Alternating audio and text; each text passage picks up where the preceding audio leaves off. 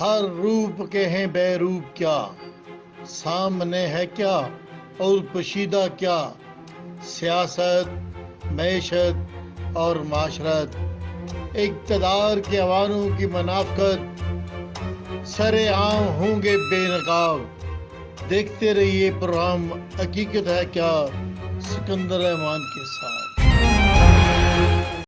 السلام علیکم ناظرین، پروگرام حقیقت ہے کیا کے ساتھ سکندر احمان ایک نہایت ہی خوبصورت منجے ہوئے مہمان کے ساتھ حاضر ہے۔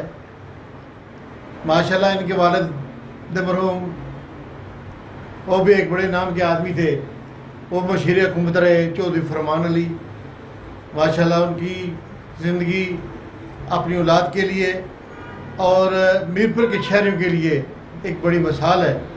تو آج میں بے شمار معاملات ہیں، لیکن آج میرا موضوع ہے زراعت، اور زراعت کے حوالے سے ان سے ڈسکس کروں گا کیونکہ یہ ایوان زراعت کے چیئرمین بھی ہیں، اور یہ ایک وہ بات میں عرض کرتا چلوں کہ یہ ہمارے post graduate degree college Mirpur کے پریزیڈنٹ بھی رہ چکے ہیں، اور ماشاءاللہ یہاں پہ سیاسی، سماجی اور بے شمار ایسے معاملات جو اس پہ ان کی گہری نظر ہوتی ہے۔ تو چوہدری صاحب، سب سے پہلے تو میں آپ کو اپنے اس پروگرام میں حقیقت ہے کیا اور ادراک نیوز پہ آنے کی بہت شکریہ جناب، ویلکم کہتا ہوں۔ بہت شکریہ۔ تو سب سے پہلے سوال یہی ہے کہ زراعت جو ہے اس کا کباڑ خانہ بنا ہوا ہے، اس کی بنیادی وجہ کیا ہے؟ دیکھیے، بنیادی وجہ جو اس وقت اس سال ہوئی ہے نا، وہ ہے حکومت پاکستان کی جو اس وقت کی تھی، حکومت جو الیکشن کروانے کے لیے آئی تھی اور ساتھ میں نوٹ کمانے کے لیے آئی تھی۔ پاکستان کو ایسے وقت میں ان کو گندم باہر سے امپورٹ کی، جب نئی فصل آنے والی تھی، پرانے سٹاک بھی اتنے موجود تھے کہ وہ ہمارے نئی فصل کے آنے تک سندھ میں سب سے پہلے گندم آتی ہے، فصل آتی ہے، تو اس میں کوئی کمی نہیں تھی۔ انہوں نے صرف اپنے ذاتی نفع کے لیے کہ آخری بار ہے تو یہ پیسے کما لو اور یہ بنا لو، وہ امپورٹ کی۔ اس دفعہ گندم کی پاکستان میں بھی بمپر پرائس، اس میں کوئی شک نہیں۔ اچھا، وہ ان کو یہ تھا کہ پچھلے سال حکومت نے جو ہے نا ٹھیک ریٹ مقرر کیے، تو اس حساب سے یہ ہم کریں گے تو ہمیں اس دفعہ نفع ملے گا۔ اس نفع ملنے کی بجائے اس دفعہ کسان جو ہے نا وہ مارا گیا، اس کے اپنے جو نئی قیمت آئی ہے اس میں ان کے اپنے خرچے بھی پورے نہیں ہوں گے۔ نمبر دو، جو حکومت کا کام ہوتا ہے لوگوں کو کھاد مہیا کرنا یا اچھے بیج مہیا کرنا، وہ دونوں نہیں کر رہے۔ اور تیسری جو نقصان کیا وہ یہ ہے کہ گندم کی قیمت بجائے بڑھانے کے ڈاؤن کر دی۔ اس سے کسانوں کے چولہے بھی بند ہو گئے ہیں۔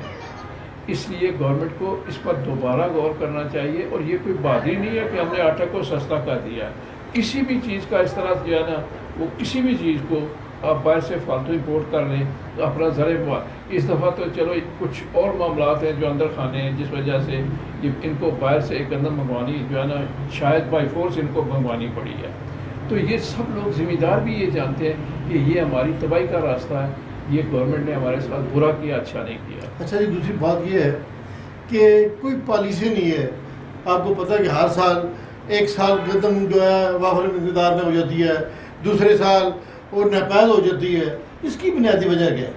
لیکن یہ بعض فصلوں کے لیے یا مافیاز کام کر رہے ہیں، مثلا شوگر ہے، یہ مافیا ہے۔ آپ شوگر کے کارخانے دیکھیں کس کے ہیں، جو لوگ پالیٹکس میں انہی کے کارخانے ہیں۔ تو وہ کیا کرتے ہیں، پہلے فرضی رپورٹیں بناتے ہیں کہ چینی کی چینی زیادہ ہے تو اس کو ایکسپورٹ کیا جائے، اتنے لاکھ ٹن ایکسپورٹ کی جائے۔ جب ایکسپورٹ ہو جاتی ہے یہ اپنے گوداموں میں روک لیتے ہیں، اور پھر جب یہ 1 کلو پر یہ 50 روپیہ جب پرافٹ لیتے ہیں اور ان کے پاس لاکھوں جو ٹن ہوتی ہے تو اس کو جمع تفریق کرنا مشکل نہیں ہے کہ ان کو کتنے ارب کا نفع ہوتا ہے۔ اور پھر زور کس پر پڑتا ہے، عام آدمی پر، جو دیہڑی والا آدمی ہے، وہی چینی سوال کرتا ہے۔ بڑے لوگوں نے اب چینی کھانی چھوڑ دی ہے، وہ شوگر اتنی ہو گئی ہے کہ لوگ جو ہے نا وہ کم ہی کھاتے ہیں۔ تو اس لیے حکومتوں کو عام لوگوں کے سر پر بوجھ ڈالنے کے بجائے ان کے سر کا بوجھ ہلکا کرنا چاہیے۔ اور زمیندار جو ہے نا جی، جو کاشتکار ہے، یعنی زمیندار سے میرا مطلب وہ لینڈ لارڈ بڑے نہیں ہیں، جو عام کاشتکار ہے وہ 80% لوگ ہیں۔ اچھا 80% پر جب آپ ظلم کریں گے، کس کے لیے آپ جو ہے نا وہ کام کر رہے ہیں؟ اچھا، اس زراعت کے شعبے میں ایک چیز اور بھی دیکھنے میں آئی ہے کہ ذخیرہ اندوزی جو ہے وہ ہمارے لیے ایک درد سر بنی ہوئی ہے۔ اس کے لیے کیا آپ سمجھتے ہیں کہ وہ کیسے لوگ ہیں جو جان بوجھ کے اس یعنی حکومت کو، اسلامی جمہوریہ پاکستان کو ڈیلیٹ کرنے کے چکر میں ہیں؟ اسکندر صاحب، جو ایک حد تک ذخیرہ توزیع ہے نا، وہ اس شہروں کے لیے فائدہ مند بھی ہوتی ہے۔ میں فار ایگزامپل بات کرتا ہوں کہ میں یہاں میرپور میں کچھ اسٹاکسٹ ہیں، وہ اسٹاک کرتے ہیں۔ اچھا وہ تو اپنے نفع کے لیے کرتے ہیں، لیکن جب کوئی چیز شارٹ ہوتی ہے تو ان کے پاس کم از کم ہوتی ہے جو اویلیبل ہو جاتی ہے، اس لیے ایک لمیٹڈ حد تک وہ الاؤڈ ہونی چاہیے۔ اور اگر کوئی زیادہ کرتا ہے نا تو اس پر آتا ہے ٹیکس کا معاملہ، کہ وہ ٹیکس والے دیکھیں۔ آپ کو پتہ کہ پاکستان ایک زرعی ملک ہے، بالکل، اور ہمارا نہری نظام بہت بہتر ہے، یعنی بیرون دنیا بے شمار ممالک سے نہری نظام ہمارا بہتر ہے۔ پانی ضائع ہو جاتا ہے، اس کے پس پردہ بھی کچھ چیزیں ہیں، کون سے ایسے عوامل ہیں جس کی وجہ سے ہم اس کو سٹور نہیں کر سکتے اور نہری نظام کو بہتر طریقے سے وہ چلا نہیں سکتے۔ اسکندر صاحب، ایک تو سارے لوگ کہتے ہیں نا کہ جب سیاسی استحکام ہوگا تو معاشی ترقی بھی ہوگی، باقی بھی ہوگی۔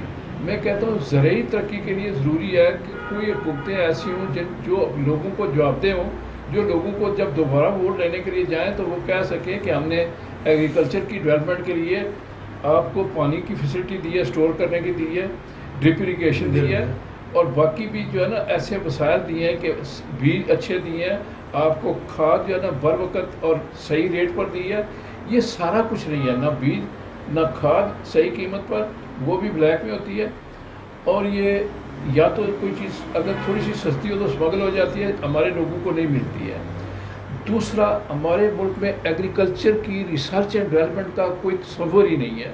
ہم نقل بھی اگر صحیح طرح سے اپنے پڑوس کے ملکوں کی کر لیں تب بھی ہماری زراعت اور ہمارا رقبہ، ہماری زمین اتنی پوٹینشیل ہے، اور چھوٹی چھوٹی ایسی فصلیں جو ہمارے بیرون ملک جو ہے نا سفارت خانے، ان کے اندر کوئی ہمارے اگر ایگریکلچر سے متعلقہ کوئی ایک بندہ بھی ہو نا، اس ملک کی اچھی فصلیں، اچھے بیج لے آئیں، اچھے پودوں کی کلمیں لے آئیں، ان کے بیج لے آئیں، اور جس علاقے میں ہوتی ہیں اسی طرح کے ہمارے ملک میں ہر قسم کا موسم موجود ہے، ہر فصل دنیا کی ہو سکتی ہے، کوئی ایسی فصل نہیں ہے، کوئی ایسا درخت نہیں ہے، کوئی ایسا پودا نہیں ہے جو یہاں نہ ہو سکے، لیکن ہم کرتے نہیں ہیں۔ مثلا ایک چھوٹی سی مشروم ہوتی ہے، مشروم یہاں آئیڈیل قسم کی ہو سکتی ہے، لیکن لوگوں کو پتہ ہی نہیں کیسے اگاتے، یہ کس نے سکھانا ہوتا ہے؟ اچھا ہم سب جو ہے نا اتنے بڑے بستے بچوں نے اٹھائے ہوتے ہیں، ایگریکلچر سے متعلق کوئی مضمون ہی نہیں ہے، تو لوگوں کو کیسے پتہ چلے گا کہ یہ ہم نے کیا اگانا ہے، کیا لگانا ہے؟ بس ایک پتہ ہے گندم کیسے ہے اور مکئی کیسے ہے اور باجرہ کیسے ہے، باقی فصلیں ہمیں اگانا ہی نہیں آتی ہے۔ یا کاٹن کا پتہ ہے،